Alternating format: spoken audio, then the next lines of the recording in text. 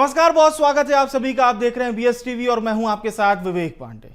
Chhindwara cough syrup कांड पर BS TV commission के खेल का सबसे बड़ा खुलासा करने जा रहा है कि किस तरह से कमीशन के खेल में कई मासूमों की जान चली गई। कमीशन की चेन डॉक्टर से लेकर दवा कंपनियों तक जुड़ी हुई है।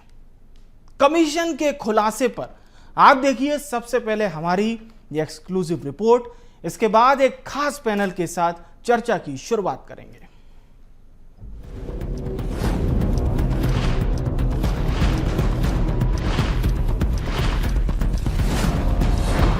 कमीशन के चलते गई कई मासूमों की जान।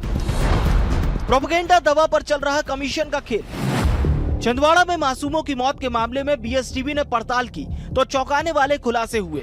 डॉक्टर कमीशन के खेल की वजह प्रोपेगेंडा दवा मरीजों को लिख रहे। हर स्तर पर कमीशन का खेल चल रहा है। मेडिकल इंडस्ट्री में 3 तरह की दवा ब्रांडेड, जेनरिक और पीजी होती है। ब्रांडेड जेनरिक दवा को छोड़ दिया जाए तो पीजी यानी प्रोपेगेंडा कंपनियों की दवाइयों में सबसे ज्यादा कमीशन मिलता है। प्रोपेगेंडा दवाओं में मिलता है 90% कमीशन। डॉक्टरों का फिक्स है 60 से 70% कमीशन। सीधे कंपनियों से रहती है डॉक्टरों की सेटिंग। सिस्टम के हर स्तर पर मिलता है कमीशन। पड़ताल में इस बात का भी खुलासा हुआ कि जेनरिक दवाएं जन औषधि केंद्रों पर मिलती हैं, इसीलिए डॉक्टर इन दवाओं से बचते हैं। और रही बात ब्रांडेड दवा की तो उसे नाम मात्र का कमीशन रहता है। ऐसे में डॉक्टर अधिकांश पीजी दवा ही लिखते हैं। पीजी कंपनियां ब्रांडेड कंपनियों के समान सॉल्ट पर आधारित दवा का निर्माण कर बाजार में दवा लाती हैं। वे सीधे डॉक्टर और मेडिकल स्टोर संचालक से कमीशन तय करके मेडिकल स्टोर पर अपने प्रोडक्ट बेचते हैं। एक तो रहता है ब्रांडेड मेडिसिन और एक रहता है जेनरिक मेडिसिन और एक रहता है पीजी मेडिसिन। ब्रांडेड जो रहती है तो मल्टीनेशनल कंपनी रहती है, जो कि एक अप्रूवल रहता है, क्वालिटी कंट्रोल के लिए बिल्कुल अप्रूवल रहता है। और जो ये जेनरिक मेडिसिन रहता है इसका कोई क्वालिटी कंट्रोल नहीं होता, ना क्यूसी में जाँच होता है, ना क्यूएम जाँच होता है, ना इसका रिसर्च सेंटर में कोई अप्रूवल रहता है। और जो छिंदवाड़ा में जो मेडिसिन पाई गई है तो बिल्कुल एक लोवेस्ट और 3rd क्लास मेडिसिन थी, जिसको हम कहते हैं जेनरिक मेडिसिन। दवा कंपनी को लैब से मिलती है ओके की रिपोर्ट। ड्रग प्रशासन भी नहीं करता दवा की जांच। कमीशन के चलते मार्केट में बिक रही पीजी दवा सिस्टम के संरक्षण की वजह से नहीं हो रही जांच। नीचे से लेकर ऊपर तक मिल रहा मोटा कमीशन। वैसे तो दवाओं की जांच के लिए ड्रग प्रशासन के पास रैंडम सैंपल लेने की सबसे बड़ी जिम्मेदारी है, लेकिन सवाल यही है कि क्या मोटे कमीशन की वजह से मार्केट में धड़ल्ले से ज्यादा कमीशन वाली दवाएं बिक रही है। ड्रग प्रशासन की अपनी जिम्मेदारी है और इनकी लापरवाही का खुलासा भी मध्य प्रदेश केमिस्ट एसोसिएशन ने किया। भोपाल के अलावा पूरे प्रदेश के एक जिले में जहां जहां हमें संभावना है ऐसा माल हो सकता है, हर उस जगह पे सर्च की जा रही है। और अभी तक जिले के 8 जिलों से हम जब्त माल कर चुके हैं। इस केस में एक गलती जरूर बहुत बड़ी हुई है कि जैसे ही 2 बच्चों की डेथ हुई थी उसी समय अगर तुरंत वहां के डिपार्टमेंट ने एक्शन लिया होता, उन दवाओं को तुरंत चेक किया होता और तुरंत अगर ये इसका रिजल्ट आया था कि ये इसमें 400 गुना मात्रा में ज्यादा एडिडिटी, तो बाकी बच्चों की जो है मृत्यु नहीं होती। सिस्टम में शामिल जिम्मेदारों ने कमीशन लेकर अपनी झोलियां तो भर ली, लेकिन उन परिजनों का कसूर क्या जिनके घर की किलकारियों को छीन लिया गया। भगवान कहे जाने वाले डॉक्टर मासूमों के हत्यारे बन गए। सरकारी सिस्टम भी खूब है, लोगों की जान पर कमीशन का खेल भारी पड़ रहा है और शासन प्रशासन आंखों पर पट्टी बांधे हुए है। Manoj Rathore, BS TV Bhopal. तो सामान्य तौर पर आप और हम जब मेडिकल स्टोर जाते हैं, डॉक्टर के पास जाते हैं, दवा खरीदते हैं तो यही मानकर खरीदते हैं कि ये हमारे रोगों से लड़ेगी और हमको स्वस्थ कर देगी। लेकिन जब आप इस तरह की दवा खरीद रहे होते हैं और इसका अंजाम क्या होता है ये आप सबने देखा है। छोटे छोटे बच्चे किस प्रकार से काल के गाल में समा गए। 2 साल के 3 साल के बच्चे जिनकी उम्र नहीं थी अभी जाने की। आप बहुत कुछ कह सकते हैं।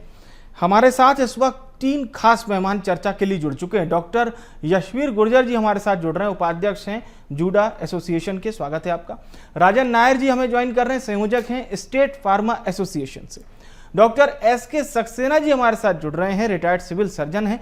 सभी मेहमानों का बहुत स्वागत करता हूँ। नायर साहब, आपसे चर्चा की शुरुआत इसलिए भी ज़रूरी हो जाती है कि हमारे दर्शकों को आप बताइए ये जो खालमेल चला है छिंदवाड़ा में, जिस प्रकार से ये पूरा जो ये हत्याकांड से कम नहीं है।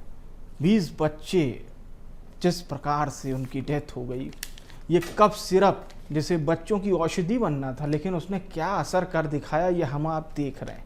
क्या लगता है आपको कि इस तरह से ये कितनी दवाइयों में घालमेल चलता होगा कि पर्टिकुलर यही दवाइयाँ मिल रही हैं, उसी मेडिकल से मिलती हैं, कई कई बार एक दवाई ढूंढने में पूरा शहर घूमना पड़ता है। जी देखिए, सबसे पहले तो घटना बहुत दुखद है और मैं पूरे फार्मेसी प्रोफेशन की तरफ से इस घटना पर बड़ा शोक व्यक्त करता हूँ। जहाँ तक आपने ये दवाइयों के बारे में पूछा है, एक्चुअल में यह बहुत बड़ा एक मार्केट है जी, और इसमें जब तक नॉन क्वालिफाइड लोग इसके अंदर रहेंगे तब तक इस प्रकार की घटनाएं अक्सर आती रहेंगी। ये आपने नॉन क्वालिफाइड का है, मतलब ऐसे लोग भी हैं जो जानते नहीं है फार्मा के बारे में, जानते नहीं है मेडिसिन सिस्टम के बारे में, वो भी काम कर रहे हैं। जी हाँ, देखिए, दवाई बनाने से लेकर मरीज तक पहुंचने के बीच में हाँ, एक स्टेज है। हाँ, पहले मैन्युफैक्चरिंग का स्टेज है, हाँ, वहाँ पे मुख्य रूप से देखा जाएगा तो नॉन क्वालिफाइड लोग, खासतौर पे जो क्वालिटी कंट्रोल वाले हैं, उसमें भी बीएससी एमएससी या दूसरे लोगों के हाथों में फैक्ट्रीज में काम चल रहा है। वहाँ पे भी जो हमारे बी फार्मा, एम फार्मा और जो पीएचडी के हमारे फार्मासिस्ट है, क्वालिटी कंट्रोल में विशेष रूप से वहाँ पे होना चाहिए। दूसरा, दवाई बनने के बाद वो होलसेलर के माध्यम से मार्केट में रिटेलर तक पहुँचती है। तो ये जो होलसेल का जो मार्केट है, यहाँ पे रजिस्टर्ड फार्मासिस्टों की कंपलसरी नहीं है। तो इसका कारण क्या हो रहा है, मार्केट मैन्युफैक्चरिंग दवाई हुई और होलसेल के माध्यम, होलसेलर के पास पहले आई। तो हमारी इसमें मेरा मानना यह है कि जो हमारे यहाँ अभी जो लाइसेंस है, होलसेल के लिए फार्मेसी रजिस्ट्रेशन कंपलसरी नहीं है। तो इसमें होलसेल के लिए भी, लाइसेंस के लिए भी फार्मासिस्ट कंपलसरी करा जाना चाहिए। और तीसरा रिटेलर पे है। देखिए, रिटेलर में मध्य प्रदेश की बात करूं तो आज की स्थिति में मध्य प्रदेश में करीब 80,000 फार्मेसी रजिस्ट्रेशन है और जो जानकारी यहाँ वहाँ से आ रही है, 1 लाख से ऊपर दवाई दुकानें चल रही है और अधिकतर दवाई दुकानों में फार्मासिस्ट का रजिस्ट्रेशन का उपयोग करा जा रहा है, वहाँ फार्मासिस्ट नहीं बैठ रहा है। तो लीगल किसका है, किसका रजिस्ट्रेशन वहाँ पर होना चाहिए? देखिए, दवाई रिटेलर में भी फार्मासिस्ट दवाई दुकान में बैठना चाहिए और मेरा यहाँ पे ये कहना है कि होलसेल मार्केट में भी, होलसेल लाइसेंस में भी फार्मेसी रजिस्ट्रेशन को कंपलसरी कर देना चाहिए। बहुत अच्छी बात है। दूसरी बात, मेरा एक बात और कहना यह है जी जी कि जो क्वालिटी कंट्रोल की मैं जो बात कह रहा हूँ, हम लोग जो फार्मेसी में बी फार्मा, एम फार्मा और पीएचडी करते हैं, बहुत सारी चीजों के होके गुजरते हैं और यहाँ पे ये देखा गया है, खासतौर पे जो ड्रग इंस्पेक्टर्स की बात चल रही है, एक डाटा मेरे पास और अभी आया है, पूरे मध्य प्रदेश में 74 ड्रग इंस्पेक्टर है और दुकानों की बात करें मोटे तौर पे 1 लाख सवा लाख दुकानें हैं। तो आप अगर कैलकुलेशन निकालेंगे तो लगभग 1300 दुकानों पर एक ड्रग इंस्पेक्टर दिख रहा है। तो एक ड्रग इंस्पेक्टर 1300 दुकानों को कैसे मॉनिटरिंग कर पाएगा? बिल्कुल बिल्कुल। तो यानी कि स्टाफ की भी कमी है, इस और भी काम करना होगा।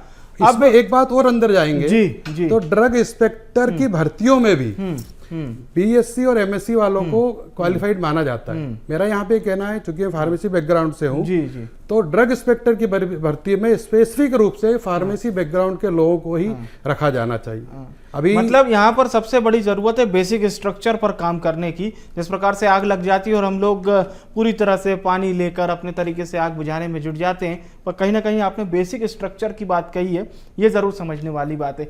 यशवीर जी भी हमारे साथ जुड़े हैं। यशवीर जी, बहुत बड़े और गंभीर सवाल मेडिकल बिरादरी पर खड़े हो रहे हैं, खासतौर से डॉक्टर पर। डॉक्टर जिसे हम इस धरती पर बहुत अच्छा शब्द बोलते हैं, भगवान का दूसरा रूप। अगर डॉक्टर अपने नफ़ा नुकसान के लिए इस तरह की दवाइयाँ प्रिस्क्राइब करेंगे तो फिर कैसे चलेगा?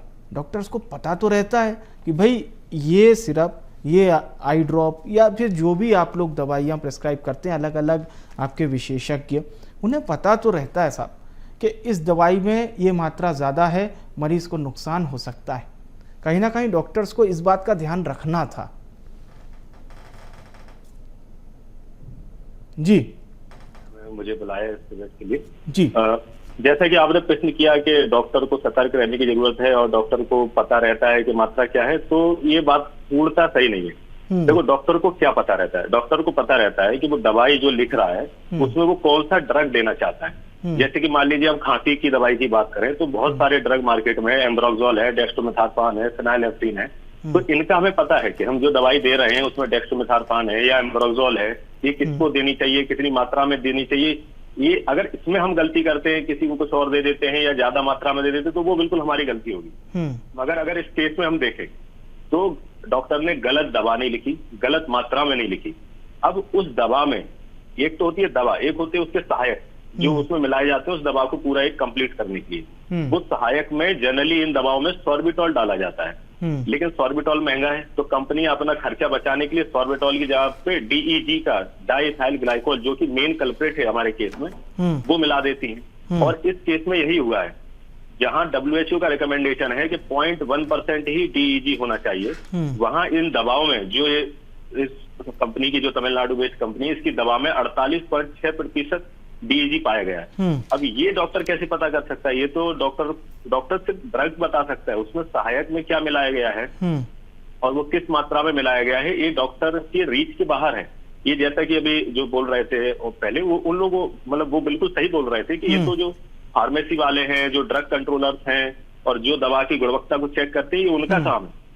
इसका आइडिया डॉक्टर को लगना मतलब एक तरीके से नामुमकिन है। मतलब डॉक्टर कैसे बता सकता है कि इसमें सॉर्बिटॉल मिलाया है या डाइथाइल ग्लाइकोल मिलाया है और कितनी परसेंटेज मिलाया है? जी, तो समस्या यहाँ पे है। हाँ, और इसमें पूरा दोष उस कंपनी का है जिसने ये मिलाया है, अच्छा, अपना घाटा कम करने के लिए। ठीक है। मतलब ये है कि जो डॉक्टर साहब होते हैं वो ये बता देते हैं कि भाई आपका ये जो मर्ज है ये इस दवा से दूर जाएगा, लेकिन उन्हें उसके मानकों के बारे में पूरी बातें नहीं पता रहती है, क्योंकि जनरली जो लोग होते हैं उन्हें ये लगता है कि अगर डॉक्टर साहब ने ये दवाई लिखी है तो भाई ये दवाई हमें लेना है, मतलब उनके पूरे मानक भी उनको पता है। पर अच्छी बात है आपने इस चीज़ को क्लियर किया। सक्सेना साहब भी हमारे साथ जुड़े हैं। सक्सेना साहब, सवाल सीधा है, मान लीजिए कोई अमानक दवा आ जाती है मार्केट में और वो दवा मेडिकल स्टोर के माध्यम से बिक भी रही है। आप चूंकि सिविल सर्जन रहे हैं, एज अ सिविल सर्जन क्या बड़ी जिम्मेदारी होती है समय समय पर इंस्पेक्शन की, ये भी बताइए। और अगर इस तरह की दवाइयों के बारे में पता लग गया तो इसे सील करवाने के लिए सिविल सर्जन के पास क्या पावर रहते हैं?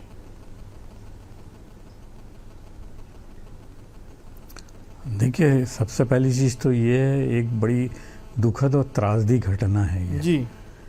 इसमें जो सबसे इम्पोर्टेंट चीज़ ये है कि बेसिक में जाना पड़ेगा जी। ये फैक्ट्री कैसे बनी, फैक्ट्री के लिए क्या क्या नियम होते हैं, क्या उन नियमों का पालन हुआ, फैक्ट्री की संरचना कैसी होना चाहिए, ये देखी गई। दवा जहाँ बनना शुरू हुई वहाँ पे बेसिक चीज़ों, भाई नगर निगम भी आता है, नगर निगम उसको परमिशन देता है, ड्रग कंट्रोलर ऑफ इंडिया से लेके ड्रग कंट्रोलर ऑफ स्टेट जो है वो परमिशन देता है।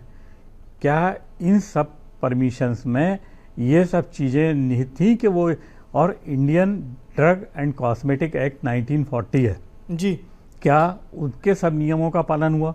उसके अंदर जो है डिफरेंट शेड्यूल ड्रग्स होते हैं, शेड्यूल एक्स होता है, शेड्यूल एच होता है, शेड्यूल जेड होता है। क्या इस तरीके की इन सब चीज़ों का पालन किया गया है या नहीं किया गया? क्योंकि ये टॉप टू बॉटम ये एक तरह का सिस्टम फेलियर है ये। जहाँ तक सवाल ये है कि जो दवाएं मध्य प्रदेश या किसी भी स्टेट की फार्मेसी में आती हैं जी, या मेडिकल कॉलेजेस में आती हैं या डिस्ट्रिक्ट हॉस्पिटल में आती हैं, तो उसके लिए भी ये नियम है कि जो दवा जहाँ से सप्लाई हुई, मान लीजिए यहाँ पे मध्य प्रदेश में यदि आपका ड्रग कॉर्पोरेशन ऑफ मध्य प्रदेश है जो सारे मेडिकल कॉलेज और जिला अस्पतालों को दवाई सरकारी रूप से प्रोवाइड करता है, तो वहाँ पे दवा आने के बाद उन दवाओं की गुणवत्ता की जांच का सर्टिफिकेट लिया जाता है। गुणवत्ता ही पूछना चाह रहा हूँ, ये जो ड्रग कंट्रोल डिपार्टमेंट है जिलों में और मेडिकल कॉलेज में किया जाता है। हाँ, ये जो ड्रग कंट्रोल डिपार्टमेंट होता है, मान लीजिए तमिलनाडु में ये दवा बन रही थी, तमिलनाडु में क्या स्टेट ड्रग कंट्रोल डिपार्टमेंट की जिम्मेदारी नहीं थी कि वो सारे मानकों को चेक करता?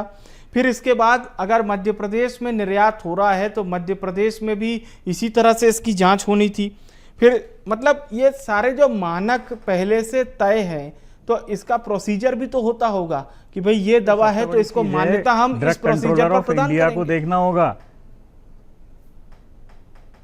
जी नहीं विवेक जी, ऐसा है इसमें कि ये ड्रग कंट्रोल ऑफ इंडिया की जिम्मेदारी ज़्यादा है, क्योंकि ये मध्य प्रदेश या तमिलनाडु में ही डिस्ट्रीब्यूट नहीं हुई होगी, ऑल ओवर इंडिया गई होगी ये मेडिसिन। बिल्कुल और इसके रिपरकशन जो होंगे वो ऑल ओवर इंडिया होंगे जी। ये एक जगह की बात नहीं। दूसरी चीज ये है कि इसमें जो भी ड्रग कंट्रोलर ऑफ इंडिया हो या drug controller of Madhya Pradesh हो, ये सब डॉक्टर होना चाहिए जी। They should be well qualified to observe and to see everything what is going on जी। जब तक ये नहीं होगा, चाहे कितनी भी इंस्पेक्टर की फोर्स हो, हर जगह जाके हर जगह क्या बिक रहा है क्या आप तो ये कर रहे हैं, और जो झोला छाप डॉक्टर्स हैं वो क्या कर रहे हैं, वो तो दवाएं सीधी बुलाते हैं और सीधी देते हैं, आप उनको कैसे कैच कर सकते हो। ये तो बहुत अहम बात बहुत है बड़ा और आपने बहुत अच्छे से क्लैरिफाई भी किया कि इसमें central drug standard control organisation की जिम्मेदारी भी बड़ी होती है। एक बार फिर से हम हाँ बोलिए गुर्जर जी। मैं एक पॉइंट इसमें जोड़ना चाहता हूं, जैसे कि आपने कहा कि तमिलनाडु में ये दवा बन रही थी तो वहां के ड्रग कंट्रोलर क्या कर रहे थे या मध्य प्रदेश के जी। तो इसमें आपको जान के बड़े आश्चर्य होगा कि हमारे एमपी में इस तरीके का नियम है कि अगर मान लो कोई दवा तमिलनाडु में बन रही है तो ये पूरी जिम्मेदारी मतलब तमिलनाडु के जो ड्रग कंट्रोलर है उनका है कि वो दवा सही बने ना बने। वो दवा जब हमारे मध्य प्रदेश में बिकने आती है तो हमारे मध्य प्रदेश की तरफ से कोई उसमें कंट्रोल चेक या उस लेवल पे हो ऐसा कोई नियम नहीं है। तो ये एक कमी है जो मुझे लगता है कि सरकार इस पर थोड़ा ध्यान दे। पर कोई भी दवा जो भोपाल मतलब मध्य प्रदेश में बिक रही है ये तो हमारा घर है, तो हमारे घर में क्या दवाई आ रही है हमें भी तो पता होना चाहिए। स्टेट के पास भी बहुत सारी पावर है यशवीर जी। बिल्कुल है, जैसा कि बिल्कुल मैं है। पढ़ रहा हूँ यही कि मैं स्थानीय तौर पर लाइसेंस जारी करना ये स्टेट के पास है, फार्मेसी मेडिकल स्टोर और वितरकों की जांच कराना ये स्टेट के पास है, नमूने लेकर गुणवत्ता परीक्षण जिसे हम टेस्टिंग कहते हैं ये स्टेट के पास है। इसके साथ ही साथ इनको एक रूल का भी पालन करना है, ड्रग एंड कॉस्मेटिक एक्ट 1940। तो ऐसा नहीं है कि हम कहें कि साहब स्टेट के पास कुछ नहीं है। हाँ, जो बात सक्सेना जी ने कही वो बहुत वाजिब बात है कि जो बड़ी पावर है वो सेंट्रल के पास है, सेंट्रल के पास बड़ी पावर है, इसको भी हमें समझना होगा। एक बार फिर से हम नायर जी का रुख करते हैं। नायर जी, अब बातें खुलकर सामने आ रही क्योंकि आप सभी लोग एक्सपर्ट्स हैं, बहुत अच्छे से हमारे दर्शकों को ब्रीफ कर रहे हैं। सीधी बात यह है कि अगर मान लीजिए मुझे कल को कोई दवा इस मार्केट में लानी हो, मार्केट ही है, ठीक है, तो मुझे क्या क्या नियमों का पालन करना होगा, मुझे किस किस से जाकर अप्रूवल लेना होगा, किस किस को बताना पड़ेगा कि इस दवा में ये सारे रिसोर्सेस शामिल हैं? देखिए, दो विषय है। एक विषय है दवाई बनाना और एक विषय है दवाई को बेचना। अभी दवाई तो बनी है तमिलनाडु गवर्नमेंट में, हाँ, और तमिलनाडु में दवाई बनाई तो सारे नियम कानून तमिलनाडु गवर्नमेंट को देखना चाहिए था जी जी। तो वहां पे ड्रग इंस्पेक्टर होगा, ड्रग कंट्रोलर होगा, क्वालिटी कंट्रोल चेक करने वाले होंगे, तो सारे लोगों ने देखना चाहिए था। और मेरा तो कहना यह है कि मध्य प्रदेश सरकार ने, हमारे माननीय मुख्यमंत्री जी इस प्रकार तत्काल मध्य प्रदेश में कार्रवाई करी है। ऐसी कार्रवाई हमें तमिलनाडु गवर्नमेंट में करती हुई अभी तक दिखी नहीं है। वहां पे केवल जो जानकारी मेरे पास है कि केवल प्रोडक्शन को सील कर दिया, बैन कर दिया है जी, और अभी कंपनी को सील कर दिया है। लेकिन इससे जिम्मेदारी से गवर्नमेंट भाग रही है, तमिलनाडु गवर्नमेंट। तमिलनाडु गवर्नमेंट को पहले तो सारे जिम्मेदार व्यक्तियों पर सख्त कार्रवाई करना चाहिए और मेरा तो कहना है कि सब लोगों पर FIR भी होना चाहिए। अब रहा सवाल मध्य प्रदेश का, तो जैसा आप पूछ रहे हो कि क्या नियम कानून बने हैं, तो वही मैंने कहा है कि जब तक फार्मेसी एक्ट का सख्ती से पालन नहीं होगा, जब तक ये लेकुना छूटे ही रहेंगे बीच बीच में। फार्मेसी एक्ट 1940 जो है हमारा, उसमें धारा 41 में कहा गया है कि कोई भी विदाउट फार्मासिस्ट दवाई को नहीं बेच सकता है फर्जी लाइसेंस के आधार पर, उस पर सजा का प्रावधान है। और फार्मेसी की धारा जो 42 है उसमें रजिस्टर्ड फार्मासिस्ट से ही दवाई बंटवाना कंपलसरी। क्योंकि आप जो बात कर रहे हैं ना, वो केंद्रीय स्वास्थ्य मंत्रालय ने भी माना है, उनकी कमेटी ने भी माना है कि तमिलनाडु ने मानकों का पालन नहीं किया है, कानूनी अनुपालन की कमी की है, निरीक्षण और निगरानी का अभाव था, प्रक्रियात्मक और प्रबंधन में कई त्रुटियां सामने आई है, गुणवत्ता नियंत्रण के मानदंडों का उल्लंघन किया है, उत्पादन इकाई की स्वच्छता की कमी। ये बेसिक जो उन्होंने अभी रिपोर्ट जनता के सामने प्रस्तुत की है। एक बार फिर से हम यशवीर जी का रुख करते हैं। यशवीर जी, सीधी बात यह है कि आजकल एक बहुत कॉमन चीज चल रही है कि आपको ये फला दवाई चाहिए तो फिर जो डॉक्टर साहब ने जहाँ से बोली है वहीं से लेना पड़ेगा। ये इस तरह की चीज़ों पर जनता को भी कई बार यही लगता है साहब कि डॉक्टर साहब के बगल का जो वो मेडिकल स्टोर है वहीं पर दवाई मिलेगी, और होता भी यही है। ये सुनने में लोगों को बिल्कुल अजीब नहीं लगेगा, लेकिन इस तरह की चीज़ों पर हम कैसे अंकुश लगा सकते हैं? या ये एमआर से डॉक्टर और फिर वो पब्लिक को भाई वहीं खरीदना है, मतलब ये प्रोसीजर ऐसे ही चलता रहेगा क्या? नहीं, बिल्कुल ये प्रोसीजर बिल्कुल भी नहीं चलना चाहिए, और मैं तो बिल्कुल खिलाफ हूँ। और मुझे नहीं लगता कि कुछ लोग जो कर रहे हैं उसको पूरे डॉक्टर समाज पे हमको लगा के देखना चाहिए। सबसे पहले जैसे आपने बात की कि मतलब डॉक्टर क्यों किसी एक ब्रांड की ही दवाई लिखते हैं, बिल्कुल। तो मैं खुद बच्चों का डॉक्टर हूँ, और बच्चों की दवाई जो क्या होती है कभी कभी उनके कंपोजिशन बहुत अलग अलग होते हैं। कोई दवाई इतने एमजी इतने एमएल की आ रही है, कोई दवाई उतने एमजी एमएल की आ रही है। तो कभी कभी डॉक्टर का ब्रांड लिखने के पीछे एक मंशा ये रहती है क्योंकि उसको पता है कि उस ब्रांड में कितनी कंपोजिशन है और इस बच्चे को क्या देना है, तो उसको बहुत अच्छे से उसकी जानकारी है। अब मान लीजिए वो आप बोल रहे हैं जेनेरिक नाम लिख दे, जेनेरिक नाम लिखा आपने, वो किसी दूसरे मेडिकल पे गया जहाँ पे दूसरे कंपोजिशन वाली दवा मिल रही है, तो वो जो हम दवाई देना चाहते हैं वो पूरा कंपोजिशन ही बिगड़ जाएगा और पूरा इलाज ही वो नहीं रहेगा जो हम सोच रहे हैं। तो ये एक कारण होता है कि हम कभी कभी ब्रांड की दवाई लिखते हैं क्योंकि हम चाहते हैं कि एक फिक्स कंपोजिशन की दवाई उस बच्चे को मिले। हालांकि जो आपने बात कही कि एमआर से साठगांठ और ये सब चीजें तो बिल्कुल नहीं होनी चाहिए, मैं भी इस बात को मानता हूँ, ये कहीं से भी मतलब सही नहीं है। बट जो दवा कभी कभी, लेकिन हम इसको जनरलाइज ना करें। हमेशा ऐसा ही नहीं है कि ब्रांड का नाम सिर्फ कमीशन लाने के लिए ही कोई लिख रहा है, नहीं, ऐसा नहीं है। ब्रांड का नाम कभी कभी उस ब्रांड पे भरोसा होने के, जैसे मान लीजिए किसी कंपनी की हम शर्ट खरीदते हैं, हमें भरोसा होता है कि शर्ट अच्छी निकलेगी, वैसे किसी ब्रांड की दवाई बहुत अच्छी है तो पेशेंट की भलाई के लिए हम वो चीजें लिखते हैं। बिल्कुल। सक्सेना साहब, इस कोल्ड ड्रिप सिरप में जो बड़ा घालमेल सामने आया वो ये है, एक रिपोर्ट बता रही है कि फैक्ट्री पर 2009 के बाद से कोई विस्तृत निरीक्षण यानी कि इंस्पेक्शन हुआ ही नहीं। बार बार वहाँ का जो राज्य दवा विभाग है वो अनदेखी करता रहा। उसका मैं पूरा नाम भी आपको बता देता हूँ, स्टेट ड्रग कंट्रोलर तमिलनाडु की जांच टीमों ने बार बार अनदेखी की है। रिवाइज जीएमपी नॉर्म्स लागू होने के बाद भी कंपनी ने नई प्रामाणिकता यानी कि कंप्लायंस फाइल नहीं की, और ये सीडीएससीओ और राज्य दवा नियंत्रण विभाग दोनों की लापरवाही को दर्शा रहा है। मतलब पूरी सेटिंग चल रही थी, और फिर यह भी जानकारी आई कि पर्याप्त टेस्टिंग के बिना राजस्थान, मध्य प्रदेश और उत्तर प्रदेश को यह दवा धड़ल्ले से बेची गई। सक्सेना साहब, देखिए ऐसा है जी कि कोई भी चीज़ यदि कहीं से मूव होती है तो उसके पीछे कोई कारण होते हैं। ऐसे ही तो पूरे हिंदुस्तान में वो चीज़ डिस्ट्रीब्यूट नहीं हो रही थी जी। जब वहाँ पे भी कोई परीक्षण नहीं हो रहा था, वहाँ पे भी कोई चेक नहीं था, और वहाँ से बाहर निकलने के बाद भी कोई चेक नहीं था।